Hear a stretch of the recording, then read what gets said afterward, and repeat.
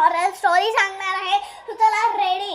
पहिले लाईक चॅनलला सबस्क्राईब करा आणि कॉमेंट्समध्ये सांगा की हे हॉरर होतं की फनी. ओके चलो स्टार्ट करते. तर काय झालं, एक घर होतं. म्हणजे एक मुलीचा आज बर्थडे होता. तर तेव्हा एक काका भेटले तिला. त्या काकाने तिला एक डॉल दिलं.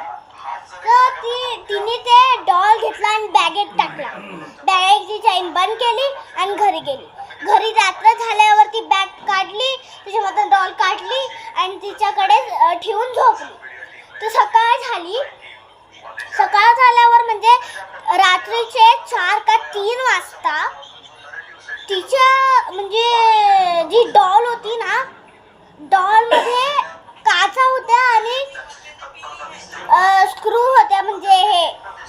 तर ते असं घेऊन डोक्याच्या खाली झोपले. तर सगळं हिला काच काच, सगळीकडे काच काच काच लागलेली. एवढं रक्त येत होतं, पूर्ण रक्ताने भरलेली ती.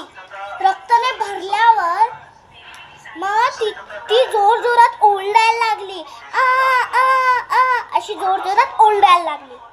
मग ओरडल्यावर मग तिच्या मम्मी पप्पाने ते ओरडण्याचा आवाज ऐकलं.